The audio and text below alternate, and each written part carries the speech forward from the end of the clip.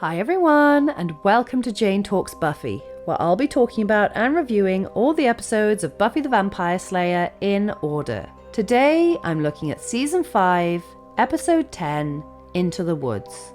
Into the woods to grandmother's house! We begin the episode with Giles meeting the gang at the hospital as they wait for news on Joyce, and Riley comforts Buffy as the doctor arrives, and into the credits we go.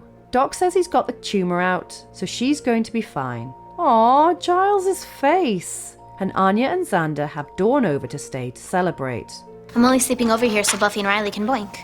And she's not wrong. Hey, where did her blinds go? And Spike is not best pleased, but no matter because Riley sneaks out of the house and into a seedy warehouse. The next day, Joyce encourages Buffy to get her life back now she's all better, and the initiative is plotting something involving Riley. And then it's nighttime again, where Spike wanders into Buffy's room.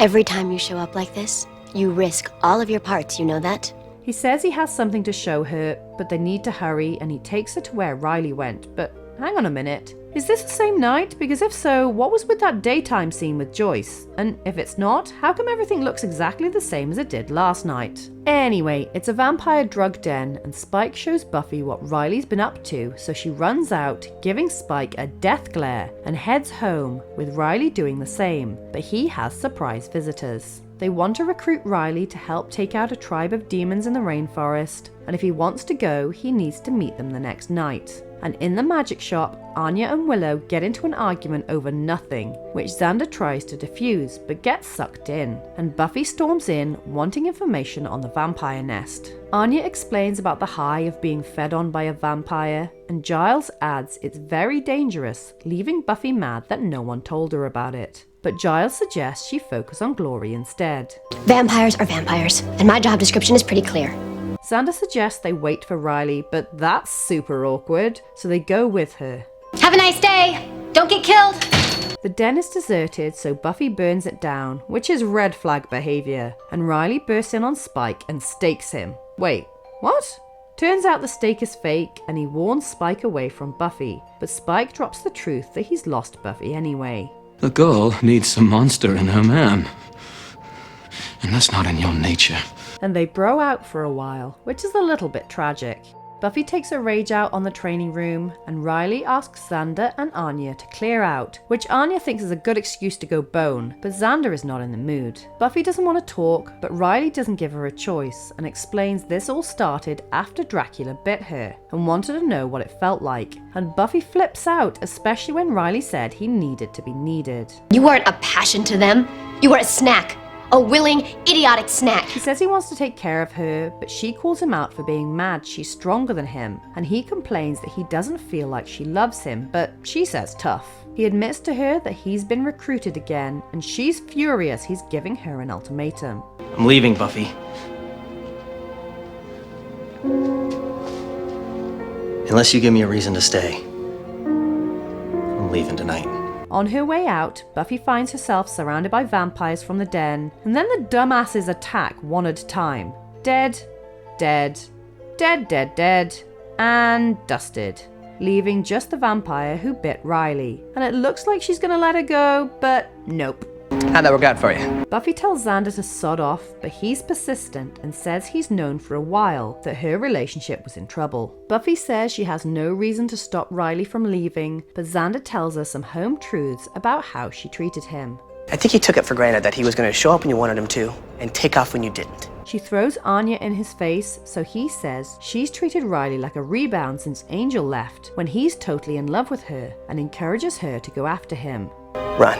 And boy does she, with some goddamn amazing music. And he gets on the helicopter as she arrives and screams for him, but he doesn't hear her, and he flies away forever. Xander goes to Anya to tell her how much he loves her, and they kiss, and Buffy goes home defeated, having missed her chance. Dude, that's not okay. I know I'm in the minority, but I really liked Riley, and I'm gutted he's gone. Although good on the show for bucking the trend and having Buffy not make it in time. That was unexpected. I know Riley isn't perfect, but his whole life did fall apart in season 4, so you can't blame a guy for being obsessively insecure. I thought Riley brought a calming element to the proceedings. He wasn't a vampire or a witch, a demon, a werewolf. He was just a regular guy, and unfortunately, that was his downfall. He was a nice, normal, regular boyfriend, which apparently the majority of the audience didn't want, so he got canned. But for me, I prefer him as a love interest to Spike, and especially Angel. I found it an interesting flip with a male character being drawn to the idea of vampires, where it's usually a female.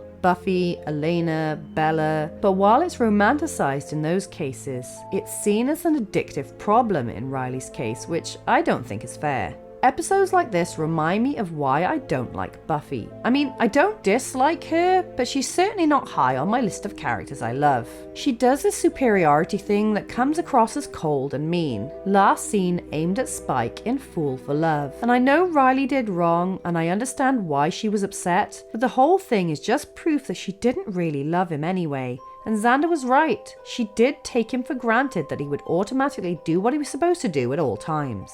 Now let's talk about Xander. He may not have been my favourite throughout the series, but man oh man has he ever stepped up and shown out this season. He had really good character growth in The Replacement, and again here he steps in and stands up to Buffy, delivering yet another great speech. I mean, come on, the whole "what would Buffy do" speech from season 4 is iconic. Xander may be the schlubby jokester, but he's also very perceptive, something that will bite him in the ass later on. And while Riley's actions were a shock to Buffy, Xander has been fully aware of the danger signs for some time now. That's the thing with him. While he will physically protect the girls in his life at risk to his own safety, he will verbally protect the guys in his life at risk to his own friendships. He's definitely growing up and becoming a man, for want of a better word, and I really appreciate that, especially as he was pretty sidelined in season 4. We have 7 deaths, all vampires. 1, 2, 3, 4, 5, 6, and 7. All staked one after another by Buffy, which brings our running total to 11 humans, 1 transformation, 25 vampires, and 6 demons. So there you have it.